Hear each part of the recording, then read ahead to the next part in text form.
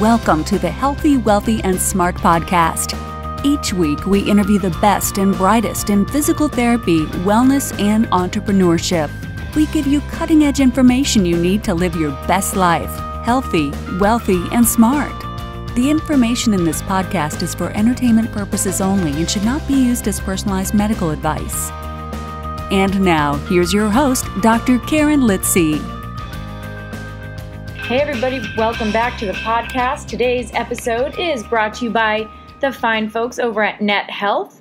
So if you want to provide better patient care and increase your revenue this year, then be sure to check out Redoc powered by XFit, which is a cloud-based, fully integrated EMR and billing solution.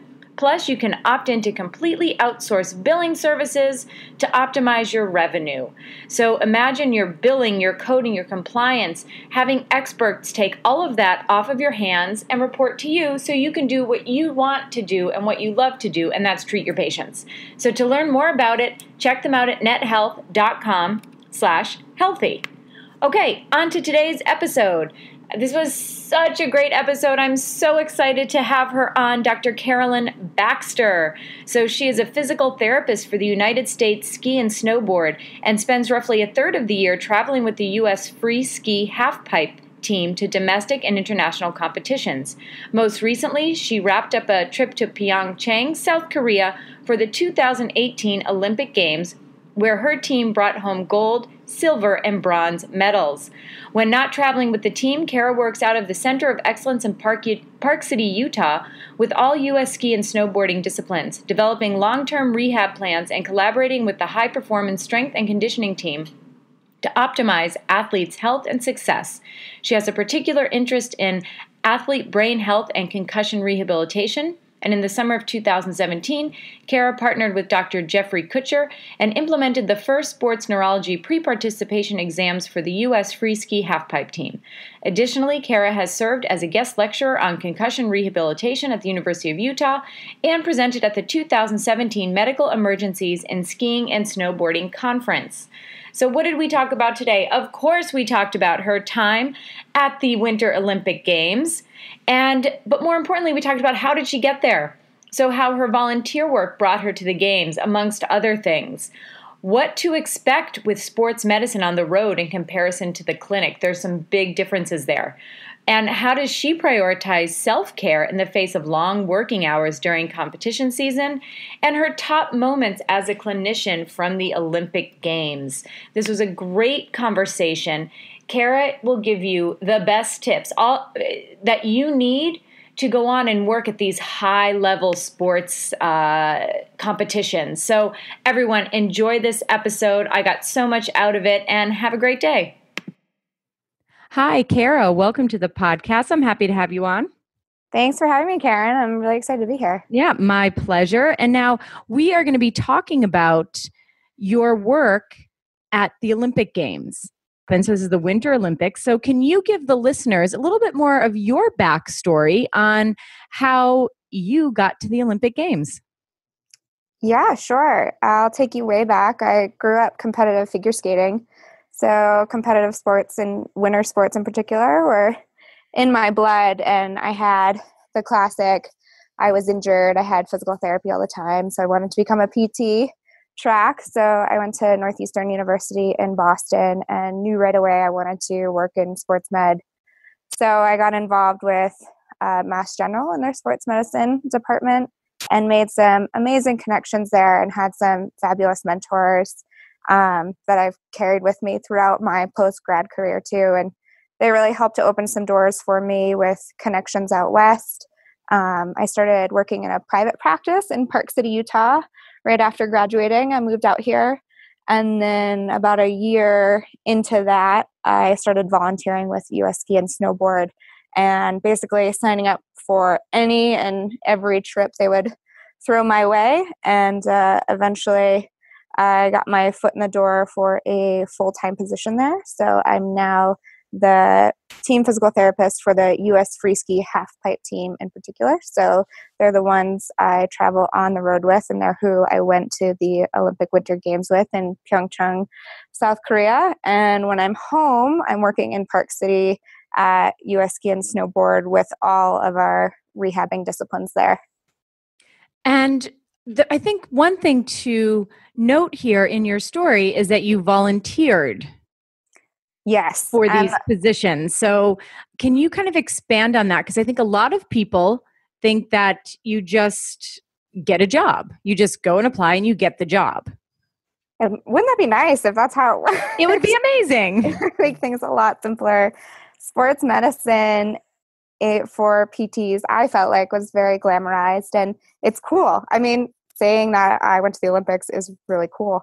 But I think what's missed is the crazy long hours that you have to put in on and off the road, and the amount of hard work you have to put in before those positions are even a possibility. So I was volunteering as a student. I worked at the Boston Marathon at the finish line for a few years. And as soon as I came out here, I was just finding every and any opportunity to get involved with community outreach. I provided medical care at some of our local races. And then, of course, once US Ski and Snowboard was an option, again, I just took advantage of any opportunity they were willing to give me and used each trip as a way to prove myself and my abilities. And of course, I learned so much from every trip I went on that by the time a full-time position was available, I felt equipped for it, and they had confidence in my skill set too. But sports medicine is very much a world of needing to prove yourself and make those connections first before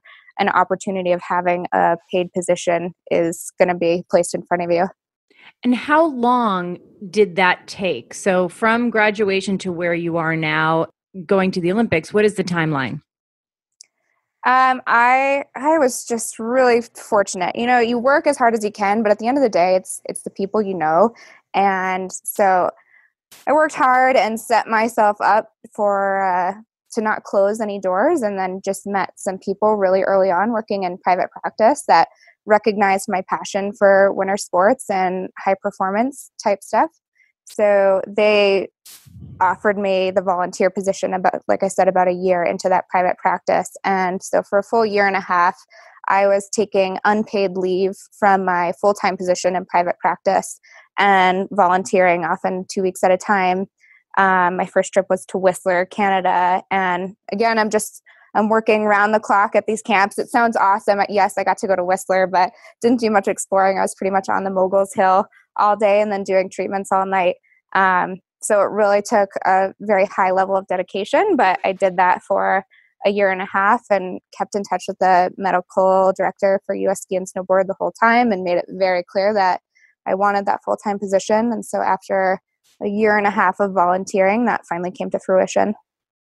And how did you make it clear that you were really interested in that position? Because I feel like a lot of women maybe wouldn't have taken that initiative or felt like, oh, I'm being too pushy. So what advice do you have, maybe young clinicians, specifically young female clinicians, who might have that mindset?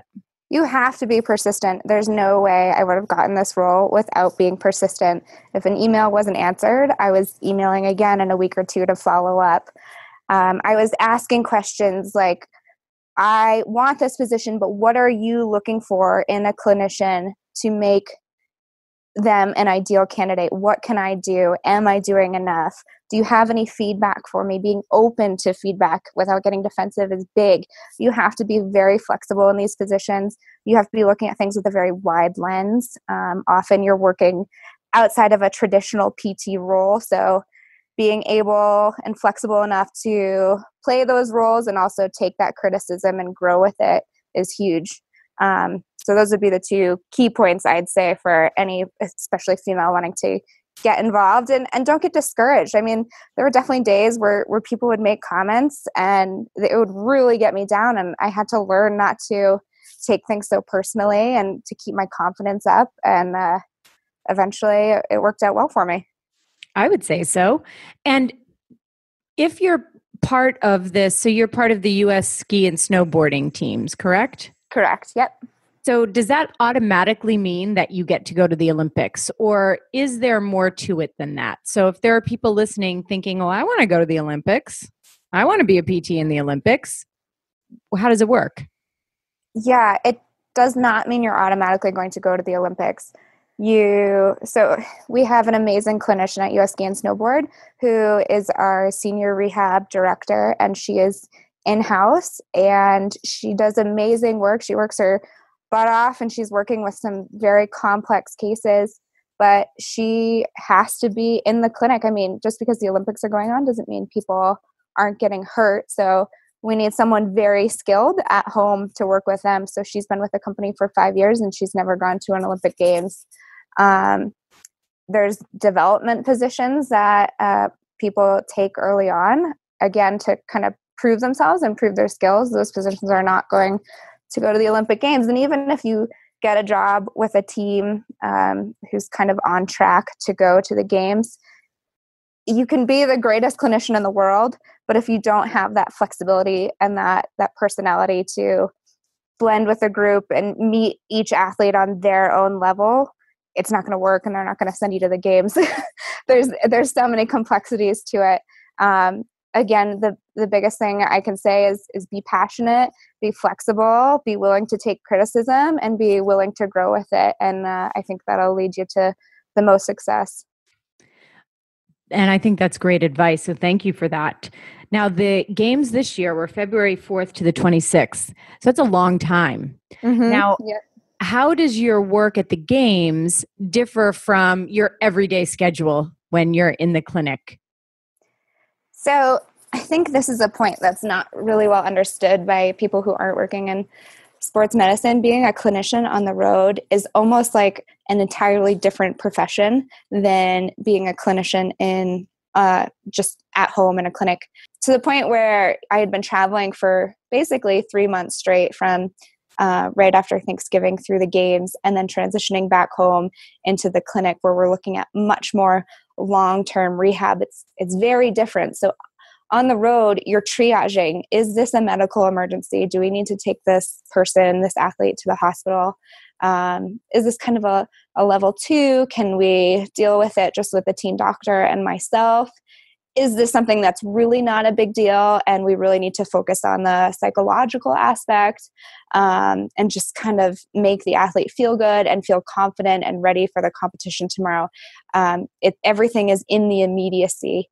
When you're at home, that's not the case at all. You're looking at, the majority of our injuries are ACL injuries.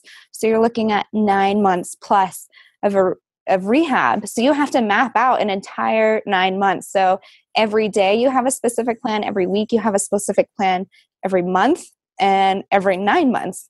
Whereas on the road, every single day is going to look different. And I can't plan my treatments for tomorrow because I don't know what their training is going to look like. I don't know what their fatigue level is going to look like. I don't know how they're going to sleep tonight. They're probably going to be jet lagged. It's impossible to plan for. So again, that's where that flexibility comes into play there. So 2 entirely different worlds, even though I'm still practicing under the umbrella of being a physical therapist. And let's talk about taking care of yourself at these games. We had spoken before we went on the air and you said, it's just you're running around, you're not sleeping. What do you do as the therapist to take care of you while you're taking care of everyone else? Because if you're not good, it doesn't do anything for the team. Yes. And that's a lesson I learned very early on. I didn't realize that. And I was so excited to get the opportunity to volunteer with these teams. And I just wanted to prove myself. And I wanted to be there 100% for the athletes and always make myself available. And then after a week, maybe, I realized I was completely exhausted, completely burnt out, didn't feel like myself. And I had this kind of like coming to Jesus moment with myself where I was like, I am not approaching this appropriately. So, I'm working 14-hour days, 5, 6, 7 days in a row. So it's really hard to carve out time for myself, but I have to, even if it's a 5-minute walk or taking the team car out to run an errand so I have a moment of quiet time, or finding time to spin on a bike. I've really gotten into headspace and meditation. It's something that I was telling athletes to trial and see how they liked it. And then I realized one day that maybe I should practice what I preach and try it out for myself. And I love it. It's something that's worked really well for me. Finding time to read and honestly just totally check out. I'm a huge fan of Planet Earth at the end of the day on the road because it's totally mindless and I can fall asleep to it.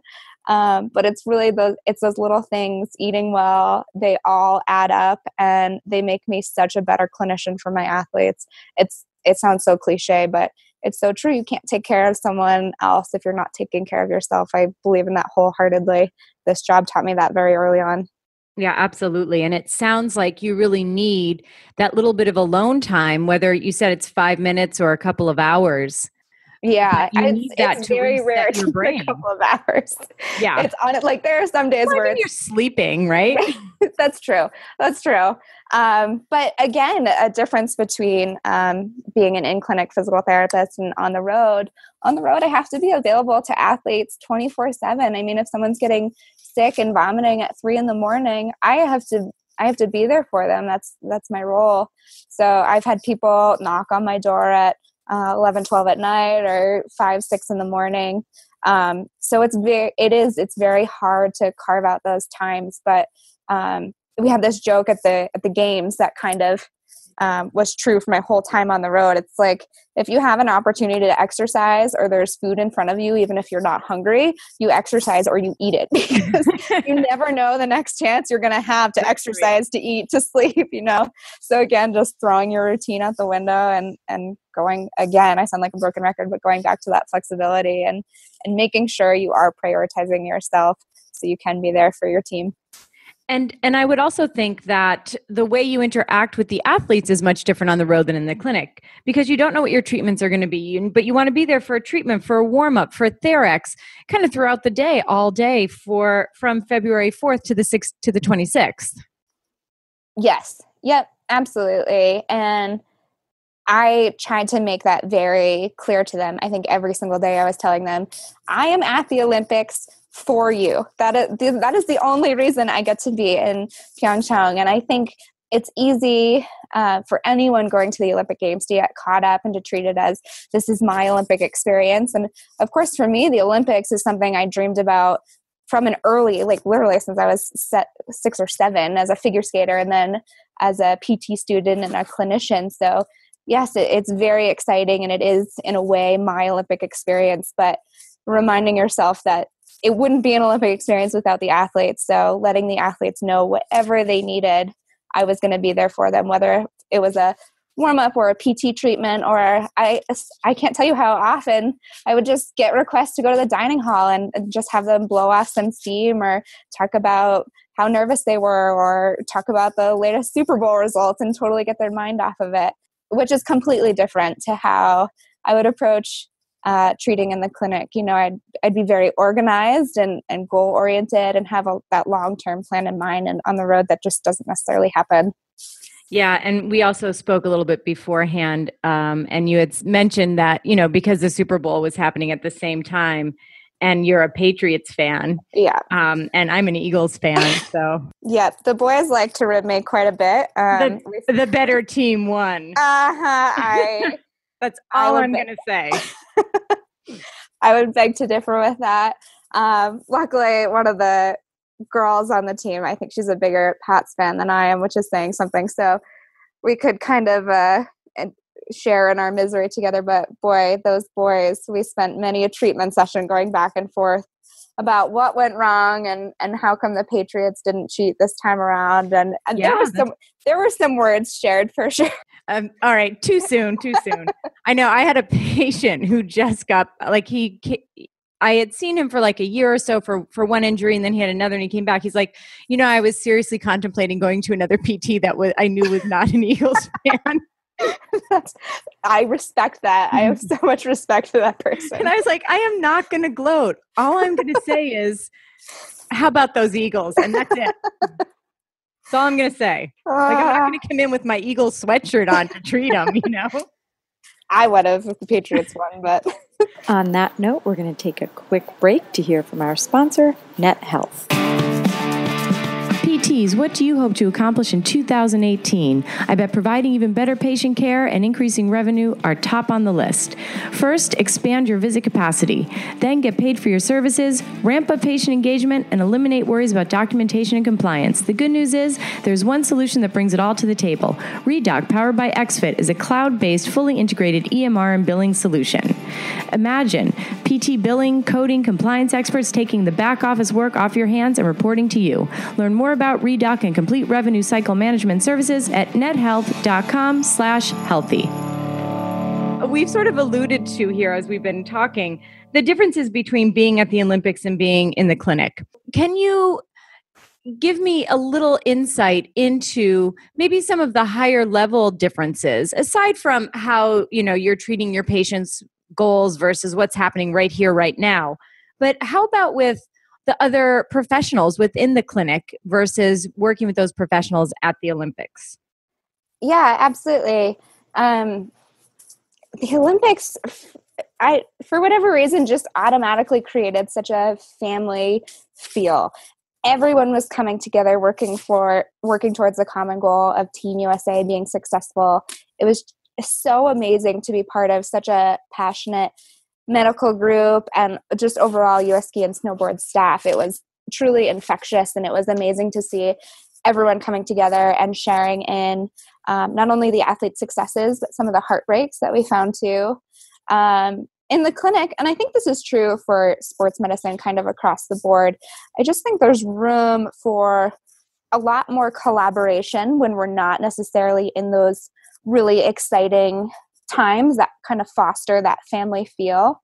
At US Ski and Snowboard, we're really making a push for more collaboration between the physical therapists, the athletic trainers, the nutritionists, the sports psychologists, and the strength and conditioning coaches, because each and every one of those people have so much value to add to the success of the athlete. And I find myself getting frustrated sometimes because when any one of those people are critiqued, whether it's the nutritionist or a physical therapist or whoever, sometimes it can come across as a personal attack. And my belief, just as the profession as a whole, is you have to have those productive debates to become stronger as a profession and to strengthen what we're able to do from a sports medicine perspective. So we actually just started these high performance collab meetings, short for collaboration, every 2 weeks, just to try and encourage people to kind of drop the letters at their end of the name at the door and come in with an open mind and really challenge your own way of treating an athlete or working with an athlete, questioning every intervention you throw their way and your rationale for it. And I just can't tell you how much I've learned from everyone that I've gotten to work with on the road and at US Ski and Snowboard at home, whether it's another physical therapist or a team physician or the athletic trainer or the strength coaches. They all, again, have so much value that just being humble and being open-minded can really go a long way for the success of the athlete, especially during those more complex rehabs, again, when it's not this really glamorous environment where someone's going for a gold medal. Maybe they're just struggling with their range of motion and they've been stuck for 3 weeks, versus getting frustrated. I think it's so important to just come together and collaborate and ultimately keep the progress of the athlete in mind and the progress of sports medicine in mind. I love that. And do you think that they would allow maybe a PT from New York to Skype in on that? Absolutely. Or would that not be more than welcome okay? to join our collabs. Would that be weird? Not at all. I'm, again, totally open-minded. I think different perspectives are so worthwhile. I love interacting with anyone who just makes me stop and think. It's human nature when someone challenges you to, those first couple of seconds you get really defensive. But I find myself stopping and thinking, you're right. I don't know why I do it that way, or I haven't ever thought of it like that. And that's my most favorite part about my job and working in sports medicine is when you stop and think and you realize that maybe what you've been doing isn't the best, and learning to collaborate with all of the talented people around you to come up with a better, more efficient treatment plan. And that's how you grow as a clinician and as a person. Absolutely. If you're not changing the way you're treating on a regular basis, you're doing something wrong. Listen, if you're treating someone the same as the day you graduated from PT school to even 6 months later, a year later, God forbid, 20 years later, you've got to do some serious soul searching. Absolutely. Because something is not right. You have to be comfortable with that. The literature is constantly changing. It doesn't mean what you were just doing for the last year was wrong, but there's always better ways of doing things. And I think it's so important to challenge yourself on a regular basis to change and grow and work with the people around you, whether they have the same degree as you or they don't. Absolutely. I think that's great advice. And yeah, I would totally Skype into one of those. So just cool. Yeah, let's do it. Calendar. Now, let's talk about your moments at the games. Okay. So what are your, let's say, top 3 moments as a physical therapist at the games, not as a person, because in the spectacle of the games, we can all imagine how amazing that is. But your top 3 moments as a working PT at the games. Yeah, there's so many to choose from. But one that stands out is Alex Ferreira. He got second place at in the men's halfpipe finals at the Olympics. And he had his first major injury early season in the fall. And he came out to Utah and had his surgery. And it was a low point for him for sure. And we spent so much time talking about how it doesn't change his ultimate goal of succeeding at the Olympics. It just changes his path a little bit. And I worked with him on a strength and conditioning programming. I worked with him on his physical therapy. We got sports psych involved for sure. And so to see him grow from that low point throughout the season and to see him ramping up his success and then ultimately land on the podium at the Olympics was just an unbelievable transformation to witness as a clinician. And just to play a small part of that was so powerful for me. So I've got to really hand it to Al. He's a great guy. And I'm so excited for what the future holds for him after going through a season like this and exuding that mental toughness. So that would be one. I think my second one is kind of the reverse of that. So someone who is having a great season and showed so much potential for the Olympic Games and just took the gnarliest crash in finals, and it just like stripped him away of his dream of an Olympic medal. And it was pure heartbreak. Alex and David had just landed on the podium, and I was working with this athlete who had a pretty serious injury. And being there in the acute phase and seeing that raw emotion and learning how are we going to triage this. We have a head injury, we have severe back pain, we have potentially a ligament rupture. What are we going to work with first? How are we going to keep the athlete down? So being involved with that and working with a team physician and our team neurologist and his girlfriend and his parents, it was awesome just to, again, feel like we were working for the better of the athlete. We were really coming together to create the best plan possible for him. And then seeing how he transformed his mindset after the games and began to look forward to future events and kind of rework some of his goals for the last bit of the season this year and how he was approaching next year. Again, just so powerful. And I just can't tell you how both physically and mentally tough these halfpipe athletes are. They impress me every single day. And that whole experience with this particular athlete was incredible. As heartbreaking as it was so powerful for me as a clinician and just a person. Yeah, and it's so interesting that these top moments were just all about the human experience of the games. Mm-hmm. And I was thinking the same thing as you just said, like, God, these athletes are like superhuman. They are just so, it's their passion, it's their athleticism, it's their mental toughness, their emotional toughness that can bring them kind of through these games, whether it be for good or not so good. Mm-hmm. And I can understand why those would be your sort of top moments or top takeaways from the games. It's what wonderful memories for you to have, and great stories about the resiliency of human beings. Absolutely. I mean, we all know going to the Olympics is hard, but being there brings that understanding to an entirely different level. You just can't possibly comprehend what these athletes are going through during those 2 weeks. They've worked their entire lives for this moment. And then things aren't going to be perfect. So watching them work through that is nothing short of amazing. Yeah, I mean, it's what a thrill. What an absolute thrill, and such an honor for you as their therapist and confidant, and you're like their person at the games. Mm-hmm. Yeah, I mean, these people that I went to the games with, I can't imagine not staying in contact with them for years and years to come. It's just such a unique experience that we all came together and shared, and nothing will ever take that away. It's awesome. That's fantastic. And before we wrap up with my last question, what would you want the listeners to take away from our discussion today?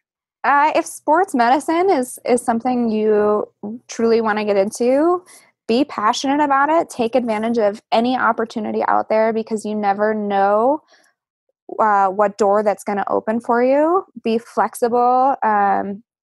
Be willing to go above and beyond. And yeah, the days are long and really hard sometimes, but it's so worth it. So if anyone's considering going the sports med route, I can't recommend it highly enough. It's been so rewarding for me. Fantastic. And now the last question that I always ask my guests is, knowing where you are now in your life and your career, what advice would you give yourself as a new grad? I think I would tell myself to never settle with being bored. I think in private practice, I found my place of comfort. And yes, I was volunteering with US Ski and Snowboard, but those were intermittent trips. And I think I kind of rested on my laurels for a little too long. So never allow yourself to get bored is, I think, ultimately what I would tell myself. Keep pushing myself, keep finding those opportunities, because ultimately every opportunity that I took led to something awesome. I never regretted volunteering for, whether if it was for US Ski and Snowboard in Whistler or just our local community events and doing some health and wellness educations. You meet some amazing people that way. It keeps you stimulated in your profession, and it helps our physical therapy profession on a whole grow. And that's ultimately what we want to do as a clinician. Great advice. And now if people want to find you, where can they find you? They can find me on Twitter. Instagram is also a pretty safe bet. My handle is, for both, is CARA _Baxter, BAXTER.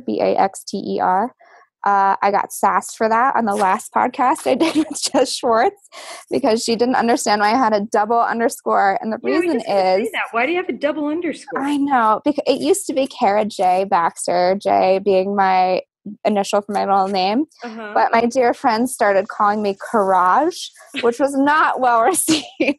So I went for the double underscore, because I guess there's another Cara Baxter out there with one underscore. So that's the best I came up with. Got it. Yeah, and then Jess Schwartz on this one. Why the two?